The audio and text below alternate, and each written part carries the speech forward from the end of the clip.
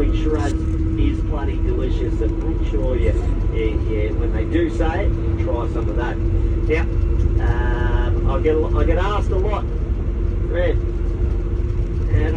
what do I know? How do I know how much to drink on a day like today? And I say, just take it case by case, okay? I'm here all day, all right, no worries. But look, my job here is to get you guys as much wine and alcohol I can as possible for free, okay? So, I'm going to give you a few tips, all right? So when you're there and you're trying the white wine and then you go straight to the red and then you taste the red, you really like the red, all you have to say,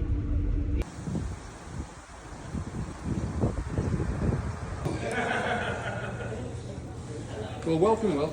Where are we all from? Canada. A great base wine, and then we blend those wines together, and then we decide that, don't think so anymore. Slightly different in the way we make it. It's also lower in alcohol compared to how we normally make wines. You'll find that the majority of the wines that we make from fruit that's grown up at Bendigo tends to be somewhere in the order of anywhere from 13.5 to almost 15% in alcohol. The Nouveau range aims to be between 12 and 12.5. So this rosé is made from 100% Shiraz grapes that are grown up at Bendigo. And what we do is basically we pick the grapes early when it's nice and fresh still, good acidity, low sugar.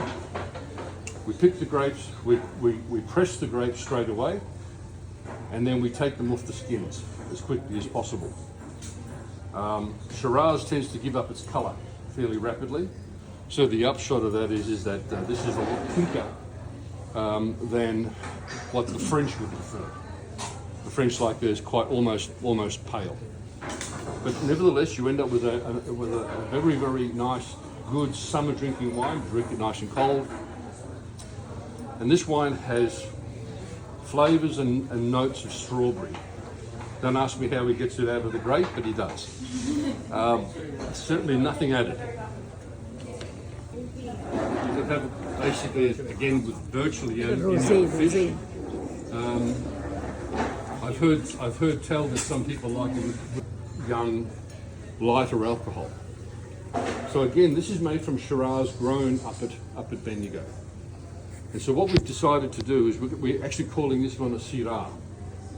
Now, what's the difference between Syrah and Shiraz? Nothing really. It's just the same grape, but alternative names.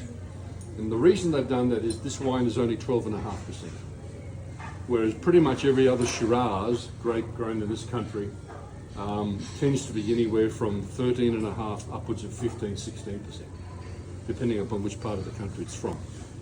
The other thing that they've done with this is they've made a slightly different technique. The standard technique for making a red wine is what you'd call pick, crush, destem, ferment, press, and then allow it to mature. This one has been picked again a little bit early because that's where the lower alcohol comes from. But they've been picked as whole bunches, or in some cases whole berries, and they use a technique called carbonic maceration. Well, what does that mean? Big word.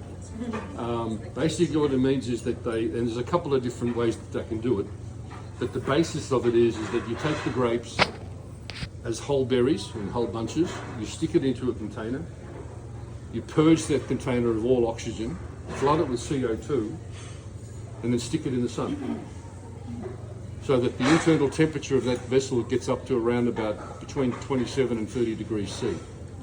That forces the grapes to actually start to ferment inside the berry. So eventually the berries burst because they can only take so much pressure.